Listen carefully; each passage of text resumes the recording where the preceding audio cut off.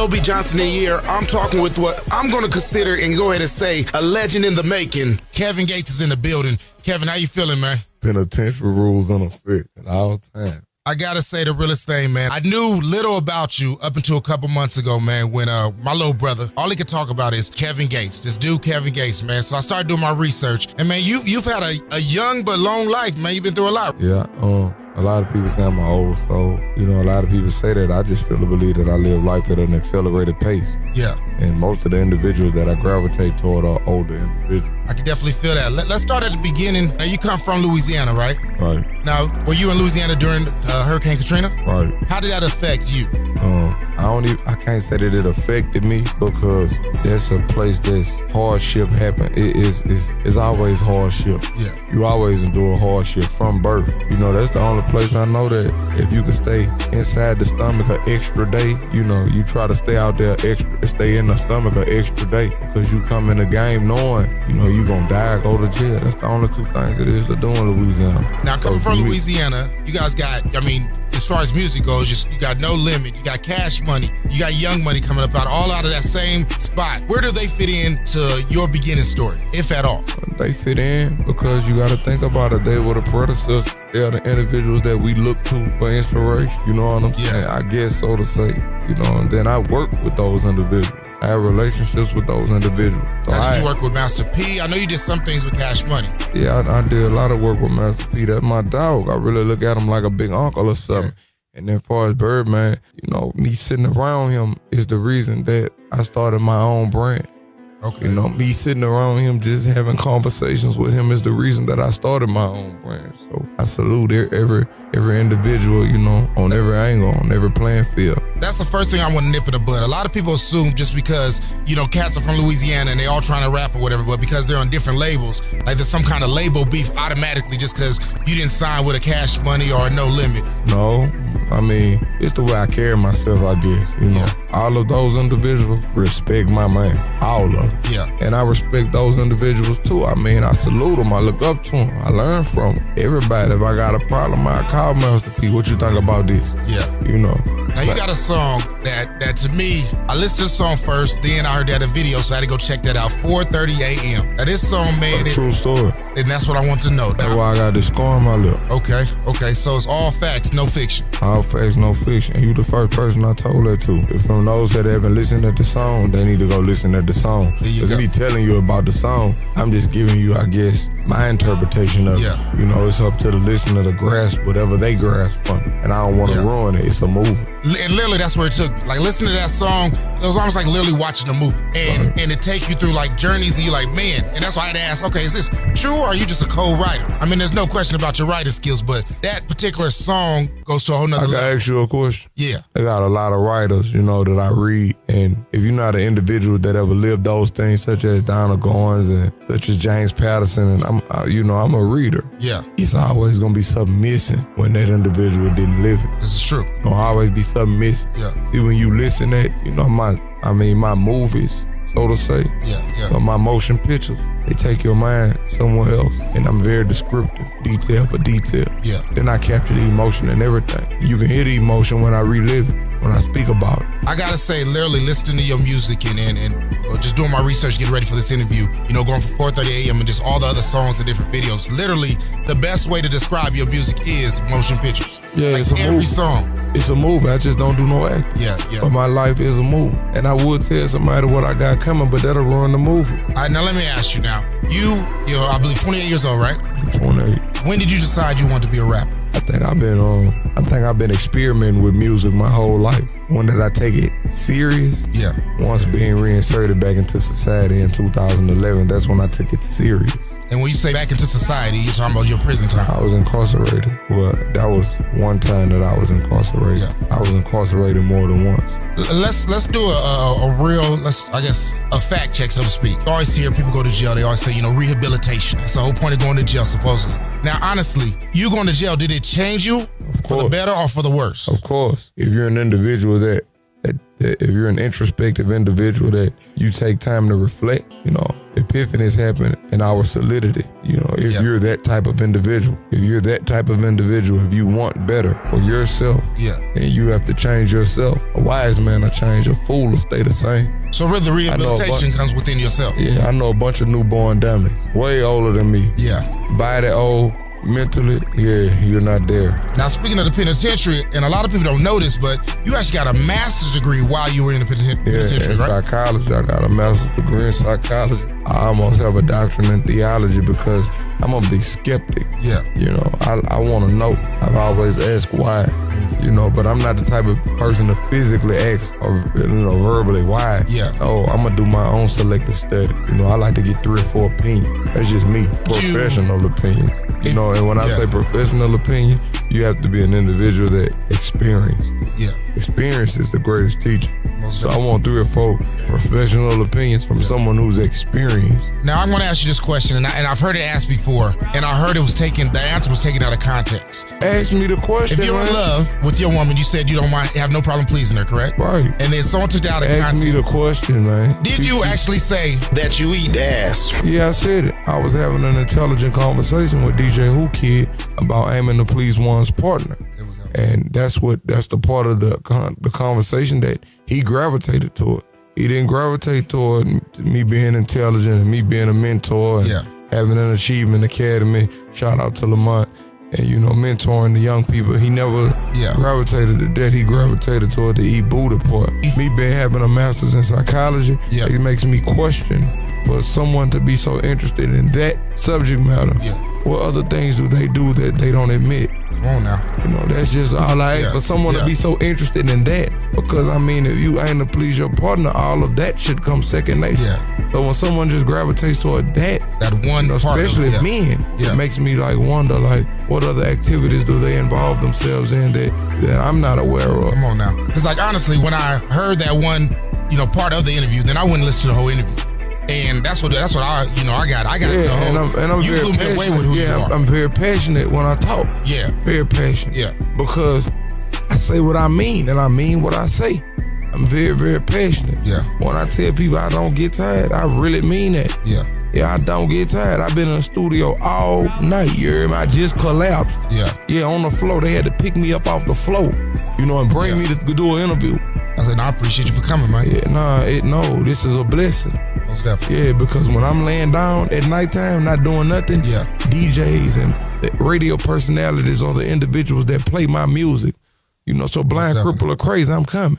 So speaking of, you just mentioned the Achievement Academy. Tell me about that, because everybody thinks, they know Kevin Gates. That's something that I help one of my brothers named Lamont Cole, and I help him with that. When I'm not touring and when I do have time, I go sit down with him and we may put together a plan, and I just mentor the young people, and I don't go in there and tell nobody, look, if you do something wrong, you're gonna go to jail. No, I just tell them about my life story. I tell them that life is about the choices and the decisions that we make. Yeah. You make the right choices, the right things happen. You make the wrong choices, you suffer the consequences, whatever they may be. You know what I'm saying? But one wrong choice, us being creatures of habit, it leads to other wrong choices. And then that's what starts that downward spiral, Most definitely. So that's what like I say, we all know wrong from right. Life is about the choices and the decisions that you make. Now, you came up, when people first started hearing the name Kevin Gates, it was associated with Boosie, Webby. What's your affiliation, or what's going on with you guys or with you and them now? Anything? We're from the same city, and me and Boosie, we have worked together way back in 2006, 2007, before I was incarcerated. I was incarcerated before Boosie. But like I say, just to see what he did, he the first rapper in Baton Rouge that I ever saw go on TV. Yeah. CeeLo went on TV, but I was so young till I really couldn't grasp on to what was going on. Yeah. But to see him come through the city, in lines of cars, that showed everybody in the hood that, hey, it's possible. Yeah. It's possible. It's one thing to see a doctor and a lawyer, but because we don't touch them, but to actually see somebody that we know, someone that you relate to, doing something legitimate. Yeah. Doing what they're passionate about. Most definitely. Doing what they love. That was the beauty in it. For me. Yeah. I don't know how other individuals took it. Yeah. But I'm like, oh, he could do it. Yeah, that's the recipe. Let's talk about, you mentioned how you tour a lot. When you're not touring, when you're not in the studio, they said that's when you rest. Not necessarily sleeping, but that's when you're resting. Yeah. What can you expect? Well, really, because of my diet, big brother, my body doesn't really require a lot of rest. But I suffer from depression. Okay. So I work, and wherever I collapse, my people pick me up. Other than that, it's back to going. Well, let's elaborate a little more on your diet and the depression aspect. As far as my diet, I don't really eat heavy foods. Your body has to go to sleep to break down solids, heavy foods. And I don't really eat a lot of solids. I'm really what you would consider a pescatarian. I eat fish, fruits, vegetables. I don't really do bread or rice. Bread being my Achilles heel. Other than that, I just go hard. Let's talk this depression. You mentioned that, and most men, especially, they don't want to admit they're depressed because that means you're admitting a weakness, so to speak. But you were Well, my depression, I suffer from unresolved grief. I performed a psychoanalysis on myself. I diagnosed myself. I suffer from unresolved grief. Okay. So, I have severe cases of depression. Gotcha. That's what I suffer from. So the only thing that's therapeutic to me is working and getting tattooed. Now, speaking of tattoos, I'm glad you brought that up. I see you got a lot of them. You see the gun on your hand, the cross on your forehead, the teardrops. I want to ask you about 3 in particular. And the first one is not even showing. And I heard you got an Elvis Presley tattoo. Yeah. Now, why Elvis? You want me to be honest? Please. I had bought a brick one time. That's a kilo of cocaine for people that don't understand brick terminology. And it had Elvis Presley's face stamped in the brick, in the powder. Wow. And then that's what made me start looking into that individual and seeing who he was. Yeah. And we are similar. We share a lot of similarities. I don't really see color. I just treat people like people. I'm not mad at that at all. I know stupid black people. I know stupid Puerto Ricans. I know stupid white people. I know stupid, you know what I'm saying? Stupid ain't got no race. It ain't got no race. Yeah. I'm a fan of intelligence. Love that. You know what I'm saying? So I don't see color. I got all type of phone calls, majority of them from women, asking, of course, they want the basis, where you gonna be, where the show at, all that good stuff. What's going on with Kevin as far as, are you single? Do you got a woman? Are you looking? No, I got a best friend, and we've been together for like 12 years, but our relationship is so funny because you the first person I told this to. She told me she would never be with anyone like me. And I used to always sit down and we would converse about my problems, and she saw how passionate I was and how intelligent I was, and I guess she more fell in love with that, so to say. And we accidentally had sex, and we have 2 children together. I like the accident. So it's more than one time accident. Yeah, it was an incredible experience. I ain't mad at that at all. So are you focused on that best friend, or are you looking? We best friends, so that's all I can say. Now, as far as do I do my thing? Yeah, I do my thing. I love you for being honest. When it's appropriate, and when it's appropriate. But like I say, a lot of times it just really be a waste of time. I'm not a fan of frivolity. Yeah. I don't like frivolous activity. I'm not a fan of irrelevant conduct. So a lot of times it don't even be worth it dealing with most women. Yeah. But like I say, when you're intelligent, when you're intelligent, I'm not gonna do anything that's unintelligent. Yeah. And then I'm excessively analytical. So I'm big on. I'm gonna look at a woman's feet, and I'm gonna look at her fingers. She smell. Her pH levels may be off. She may eat the wrong food. Come on now. Her body may be acidic. Her alkalinity. Yeah. So I'm big on that. So, and this is my last question for you. I'm a fan of yours. What is something that I may not know? Even though I'm a fan, heard all your music and everything else, what's something that I may not know about you, about Kevin Gates? I don't know.